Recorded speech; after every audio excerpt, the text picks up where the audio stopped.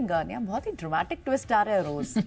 या इससे पहले कि कल क्या हुआ बताऊं, मैं जो लेटेस्ट डेवलपमेंट है वो बता देती हूँ। अब देखिए, जो ट्रम्प टैरिफ है ये आप कह सकते हैं कि एक कानूनी कार्रवाई में ये जो पूरा मसला है और ट्रेड पॉलिसी का जो आप कह सकते हैं कि पूरा केस है वो फंसता हुआ दिखाई दे रहा है। आपको याद होगा कि यहाँ पर कल सुबह सुबह ही हमने रिपोर्ट किया था कि जो इंटरनेशनल कोर्ट ऑफ ट्रेड है अमेरिका में, एक लोअर कोर्ट है, उन्होंने यहां पर जो ट्रम्प टैरिफ्स हैं उन पर रोक लगा दी थी।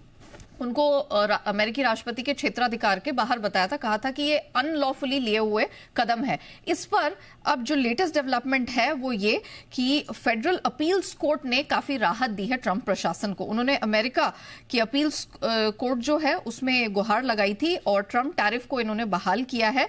जवाबी टैरिफ पर ये जो निचली अदालत है उसके फैसले पर रोक लगाई है। 11 जजों की बेंच थी, उन्होंने फिलहाल फैसले पर रोक लगाने का निर्णय लिया और अब उन्होंने सामने से अगले 10 दिनों में डॉक्यूमेंट्स मांगे हैं कि आप पूरा यहां पर डिटेल्स और पेपर वर्क लेकर हमारे सामने आइए। अब इसी कारण से आप देखेंगे प्रियंका, आज सुबह सुबह डाउ फ्यूचर्स हो या नैस्डैक फ्यूचर्स हो, यहां पर गिरावट देखने को मिल रही है। ऑलमोस्ट 70 से 80 अंकों की कमजोरी आज यूएस वायदा में आप देख रहे हैं। अब आपने पूछा कि कल क्या हुआ, कल तो हमने ऑफकोर्स स्ट्रेंथ देखी, क्योंकि यही सबसे बड़ा रिलीफ था कि यहां पर ट्रम्प टैरिफ पॉलिसी है जो अनाप शनाप वो पूरे दुनिया भर के देशों पर रेसिप्रोकल टैरिफ या टैरिफ छेड़ का युद्ध एक छेड़ चुके थे, वहां पर उन्हें लग रहा था कि अब कुछ राहत मिलेगी। इसी उम्मीद में दिन के निचले स्तर से डाउ तकरीबन 400 पॉइंट रिकवर हुआ और 117 अंक ऊपर बंद हुआ। नैस्डैक में हमने 75 अंकों की स्ट्रेंथ देखी।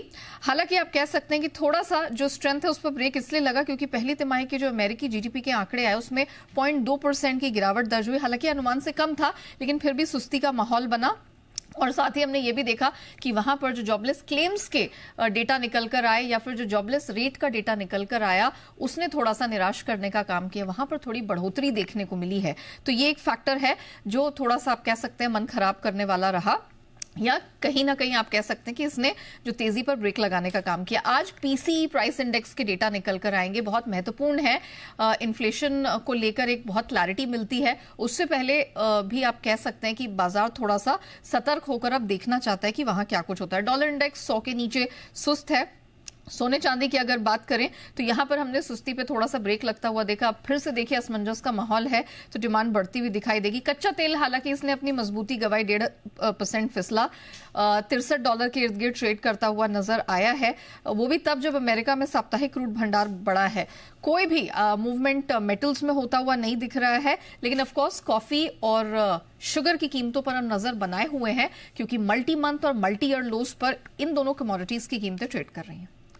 ऑल राइट, तो यानी कई सारे रीजंस, थोड़ा सा स्लो डाउन यूएस की इकॉनमी, वहाँ इन्फ्लेशन का फियर और ये जो जुडिशियल डेवलपमेंट्स हो रही हैं वो कहीं ना कहीं थोड़ा वे डाउन कर रहा है सेंटिमेंट्स पर। एशियन स्पेस में भी आज सुस्ती, 555 पॉइंट नीचे जापान है, कोरिया है, इनके इंडस्ट्रियल आउटपुट के नंबर्स खराब आए हैं। ओके।